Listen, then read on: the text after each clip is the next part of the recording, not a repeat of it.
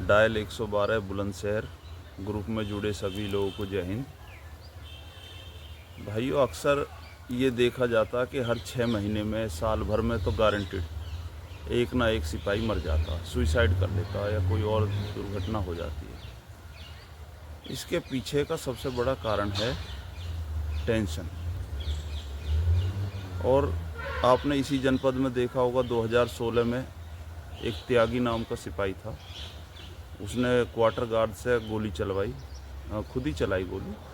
उसमें एक सिपाही मारा गया, दो बच गए उसमें। इसी तरह एक RPSF railway protection special force का सिपाही था, मुजफ्फरनगर साइड का, असम में ड्यूटी चल रही थी। उसने भी कमांडेंट के कई गोलियां मारी। उसे साल भर से उसे टॉर्चर किया जा रहा था। हरियाणा में एक घटना हुई जिसमें कि जज साहब के गन्नर लगा हुआ था कोई कांस्टेबल, वो उसे जज छोड़ नहीं रहा था। तो उसके घर में उसका लड़का जो है एक्सपायर हो गया। भाई औरत अकेली थी, नहीं दिखा पाई। पहले तो ये भी नहीं था कि चलो मैं फ़ोन पे कर देता हूँ। तो उसने भी जज की पत्नी को और लड़के को गोली मारी। इस तरह के जो विचार है मेरे दिमाग में भी 6 महीने से पिछले आ रहे हैं। मैं मानसिक तनाव में चल रहा हूँ। अच्छा, ये वीडियो डालना ग्रुप में, ये कोई मैं अपराध नहीं मानता। अपनी बात अपने 4 भाइयों में रखने से हो सकता है मेरा दिमाग काम नहीं कर रहा, किसी और का काम कर जाए, हल निकल जाए, जिसे मैं बहुत बड़ी समस्या समझ रहा हूँ। हो सकता है वो छोटी सी समस्या हो। और शांतिपूर्ण तरीके से अपनी बात रखना, ये हमें संवैधानिक अधिकार है। पुलिस रेगुलेशन में कुछ चीज़ें ऐसी हैं जो संविधान से टकराव करती हैं। अब जैसे एक छोटा सा उदाहरण मैं आपको दूं। एक कानून में भी आया है DIG महोदय द्वारा मेरठ से कि हर 3 महीने में पुलिसकर्मियों के ट्रांसफ़र होंगे 112 वालों के। कानून है कि एक PRV पे 3 महीने रह सकता है, एक थाने में 6 महीने रह सकता है और एक सर्किल में 1 साल रह सकता है। ये सोचने वाली बात है कि जो आदमी ट्रांसफ़र पे आया है वो 3 महीने में रास्ते की जानकारी हो जाएगी उसको। हमारी नौकरी ऐसी है, कभी भी फ़ोन आ जाता है, भाऊ जी जल्दी आ जाओ, मार दिए, बचा लो, मार दिया जी, सिर फाड़ दिया लड़के का। हड़बड़ाहट में हम भागते हैं। कोहरे का समय, शॉर्टकट तो भैया तब मालूम होते जब उस क्षेत्र में आप काफ़ी समय से रह रहे हो, तो शॉर्टकट पता होते हैं। ना भी हो हम फ़ोन कर देंगे, प्रधान जी देखना यार उसमें तुम्हारे पड़ोस का मामला, हम आ रहे हैं। अब अंधाधुंध इधर उधर भागोगे भैया, गारंटी है कोई ना कोई सिपाही शहीद होना है इसमें। रात को कोहरा बहुत ज़्यादा रहता और हमारी ड्यूटी ऐसी एकदम भागना पड़ता। तो हर 3 महीने में ये कानून, ये ठीक नहीं, ये अमानवीय कानून है। आदमी को सबसे ज़्यादा परेशानी होती है बक्सा फोल्डिंग और सब सामान इधर से उधर जाओ। अब मैं जाता हूँ तो भाई मैं तो भैंस का दूध भी नहीं पीता, मुझे गाय का दूध कहीं लगाना पड़ता है। वीडियो रोक दो। 1 लीटर बर्तन में मैक्सिमम कितना पानी आ सकता है? 1 लीटर का बर्तन होता है जिसमें दूध नापते हैं, उसमें कितना पानी आ सकता है? आप कहोगे जी 1 लीटर आ सकता है। मैक्सिमम तो 1 लीटर आ सकता है, लेकिन अगर बात कही जाए कि कितना आ सकता है तो 1 बूंद से लेकर 1 लीटर तक आ सकता है। मेरी इंस्पेक्टर साहब से बात हुई कि सर मैं कभी सिकंदराबाद सर्किल में नहीं रहा, खुर्जा सर्किल में नहीं रहा, मेरा घर उधर पड़ता गाजियाबाद में, बागपत बॉर्डर पर, और पुलिस की नौकरी ऐसी है कि हर समय छुट्टी भी नहीं मिल पाती। मेरी उनसे बात हुई, उन्होंने तो नहीं करा मेरा ट्रांसफ़र। एक बार मेरी बात हुई तो राजेश दरोगा जी थे, उन्होंने कर दिया सिकंदराबाद, और मुझे ये बताया गया कि आपका ट्रांसफ़र हो गया। मैं अपना सारा सामान लेकर डिवाई थाने से अपना मैस का हिसाब करके चला गया।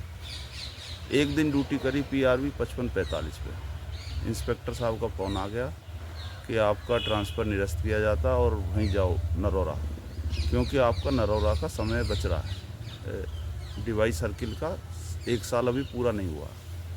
तो कानून ये नहीं है कि आपको मैक्सिमम का, तो कोई मिनिमम का कोई कानून नहीं है ना। कम से कम तो आप चाहे 1 दिन रह लो, गलत हुआ भैया पेश होकर अपना सही करवा लो। मैक्सिमम का कानून है कि मैक्सिमम आप 3 महीने, 6 महीने, 1 साल रह सकते हैं, मिनिमम का कोई कानून नहीं। इंस्पेक्टर साहब कह रहे कि वो आपको जब तक 1 साल पूरा नहीं हो जाएगा मैं वहाँ से नहीं निकलने दूंगा। अब मैं आपको 2 महीने पहले गश्ती हुई थी ड्राइवरों की, वो भी 112 में ही हैं, भले ही होमगार्ड हो या कांस्टेबल हो, है तो 112 में पुलिसकर्मी, आदेश तो सभी के लिए है। उसमें 4 ड्राइवर ऐसे हैं जो पहले जिस गाड़ी पे थे वापस उसी पे ट्रांसफ़र उनका हो गया। और ये कोई गलत नहीं है कि भाई उन्होंने वहाँ करा लिया तो ये बहुत बड़े दोषी हो गए, देशद्रोही हो गए। 100 काम होते हैं आदमी को घर पे। भाई हम पुलिस में हैं तो कोई हम साधु सन्यासी थोड़ी हैं। नौकरी है, कमा रहे हैं, पढ़े लिखे हैं, घर के जिम्मेदार सदस्य हैं, सब हमारी तरफ देखते हैं कि लड़का कुछ आएगा करेगा। मैंने कहा साहब मेरी माताजी की तबीयत ख़राब है, अंतिम समय चल रहा है, मेरा कर दिया जाए। उसके बावजूद भी जो है इंस्पेक्टर महोदय द्वारा नहीं किया गया। अब एक और बात है, आजकल वीडियो कॉलिंग का ज़माना, वीडियो कॉलिंग करो रपट लिखा दी जाती है। मैंने सुनने में आया है कि अभय और राजेश जो पहले मुंशी थे 112 में, इनके बयान हो रहे हैं। मैंने फ़ोन करा अभय को कि भैया कोई बयानबाजी हो रही है क्या? तो अभय ने मना कर दिया कि दीवान जी वो देखो फ़ोन में सभी के रिकॉर्डिंग है, आपके भी मेरे भी सभी के रिकॉर्डिंग है। उसने कहा जी वो जीडी वालों ने कोई गलत रवानगी कर दी थी, उनका बयान हो रहे हैं। फिर मैं नरौरा थाने में हूँ तो मेरे साथ के सिपाही जो मतलब मेरी फोल्डिंग जहाँ पे उसी के बराबर में सिपाही गया है बयान देने। उसने बताया है कि सीओ आए हुए हैं मेरठ से और बयान हो रहे हैं, 20 लड़कों के बयान हुए। अन्य जगहों भी मैंने पता करा है तो वहाँ भी सिकंदराबाद से बताया गया कि 1 महीने पहले हमारे बयान हुए थे। जब इतनी बड़ी बात है, पहले तो मैं उस व्यक्ति को सैल्यूट करूँगा जिसने इनके खिलाफ़ एप्लीकेशन डाली। इनसे कोई मेरी व्यक्तिगत दुश्मनी नहीं है, दुश्मनी भ्रष्टाचार से है।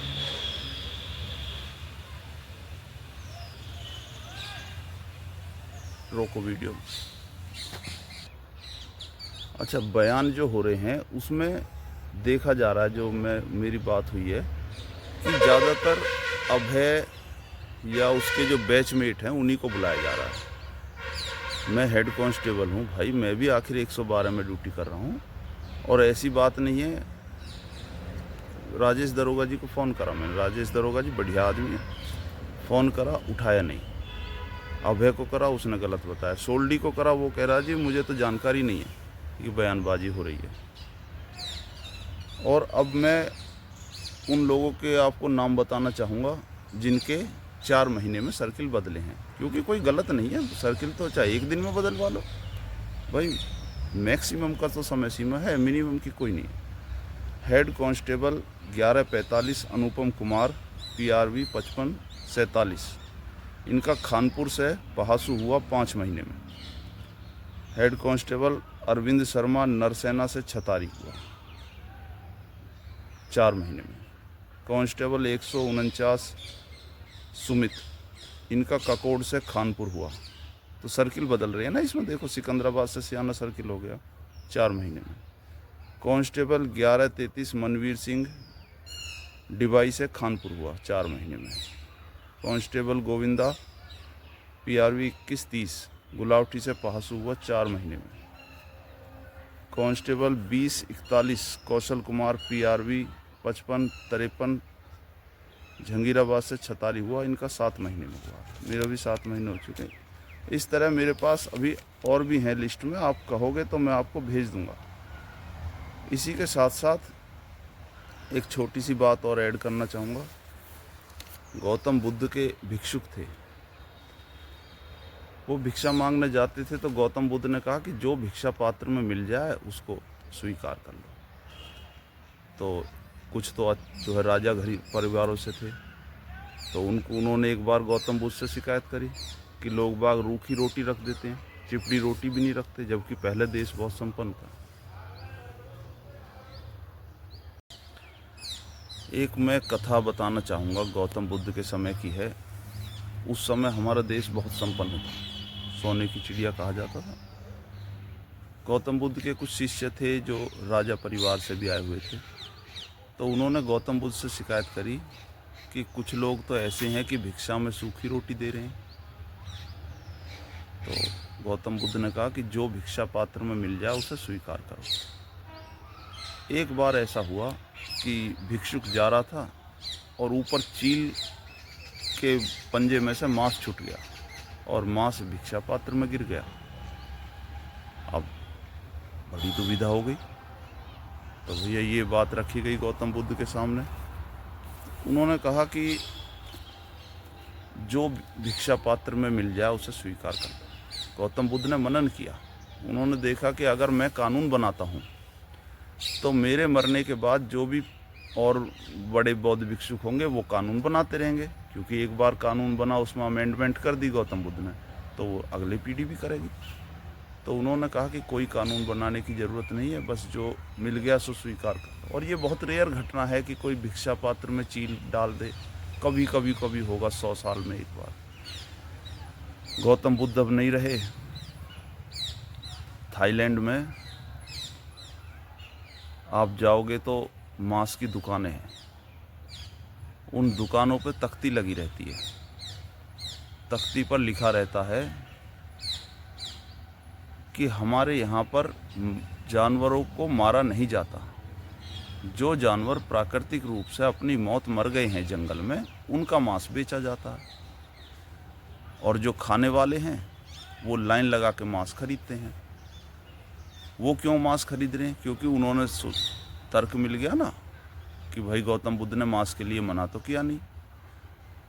तो इसी तरह का आदमी अपने लाभ की चीज़ निकालने में बड़ा शातिर है। डीआईजी ने आदेश क्या दिया?